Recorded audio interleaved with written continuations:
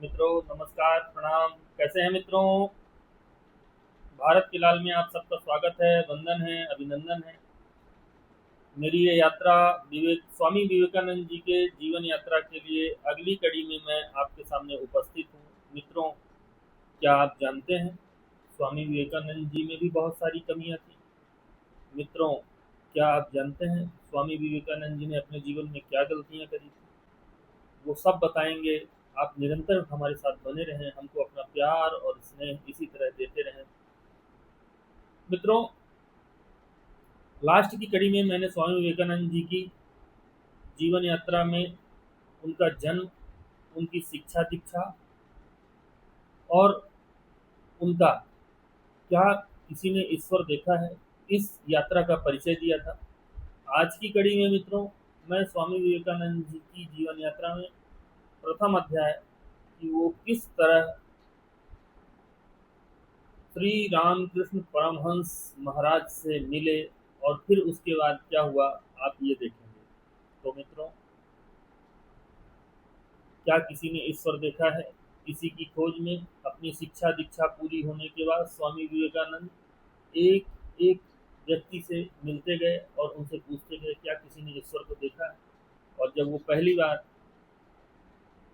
कलकत्ता शहर में ही श्री महाराज रामकृष्ण परमहंस महाराज जी से मिले तो उन्होंने उनसे पूछा कि क्या किसी ने ईश्वर को देखा है। तो उन्होंने उतनी ही तन्मयता से जवाब दिया, हाँ, मैंने ईश्वर को देखा है और उतनी ही स्पष्टता के साथ देखा है जितनी स्पष्टता के साथ मैं तुम्हें देख पा रहा हूँ। मेरा नाम नरेंद्र नाथ दत्त है, लेकिन दुनिया मुझे जानती है स्वामी विवेकानंद के नाम से। और एक दिन पूरी दुनिया के सामने मेरे सवाल किसी किताब में नहीं थे, ईश्वर है या नहीं। फिर रामकृष्ण परमहंस से मुलाकात हुई। मैंने पूछा, क्या आपने ईश्वर को देखा है? उन्होंने कहा, हां, जैसे मैं तुम्हें देख रहा हूं। उस दिन मेरी पूरी जिंदगी बदल गई। 1886 गुरुजी चले गए और मैं निकल पड़ा। उन्होंने उनको गुरु बना लिया और उन्हीं के सानिध्य में अब पूरा जीवन जीना उन्होंने स्वीकार कर लिया। और धीरे धीरे वो श्री रामकृष्ण परमहंस महाराज के शिष्य बनकर उनके आश्रम में अपना जीवन व्यतीत करने लगे। अपनी योग क्रियाओं को उनके द्वारा बताए गए तरीके से करने लगे और आध्यात्म की तरफ उनकी रुचि ज़्यादा हो गई। लेकिन ईश्वर को कुछ अलग ही मंजूर था और लगभग 4 से 5 साल तक उनके साथ रहने के बाद स्वामी श्री रामकृष्ण परमहंस महाराज को गले का कैंसर हो गया और स्वामी विवेकानंद जी ही नहीं, उस आश्रम में रहने वाले हर एक व्यक्ति ने पूरी तन्मयता के साथ अपने गुरु की सेवा करी। सन 1885 में श्री रामकृष्ण परमहंस महाराज को गले का कैंसर हुआ और नरेंद्र और उनके साथियों ने दिन रात उनकी सेवा करी। उनकी सेवा, उनकी तन्मयता, उनकी पूरी भक्ति अद्वितीय थी, अकल्पनीय थी। वो लोग पूरे रात दिन एक कर दिए अपने गुरु की सेवा में, क्योंकि सबको पता चल चुका था कि अब रामकृष्ण परमहंस महाराज इस लोक से और स्वर्गलोक की ओर पलायन करने वाले हैं। और उन्होंने स्वयं ही अपने आप को यहाँ से जाना उनको बता दिया था, क्योंकि रामकृष्ण परमहंस महाराज सहसा ही कोई सामान्य व्यक्ति नहीं थे। वो अपने आप में एक बहुत ही महर्षि थे। अगर वो चाहते तो वो यहाँ और अपना जीवन व्यतीत कर सकते थे, परंतु उन्होंने प्रकृति के बनाए हुए नियमों को बिगाड़ा नहीं और जो प्रकृति के नियम है उन्हीं का पालन करते हुए और यहाँ से जाना ही सबको मार्गदर्शित किया। 16 अगस्त 1886 को रामकृष्ण परमहंस महाराज का देहावसान हो गया। इसके बाद नरेंद्र और उनके साथियों ने संन्यास ग्रहण किया।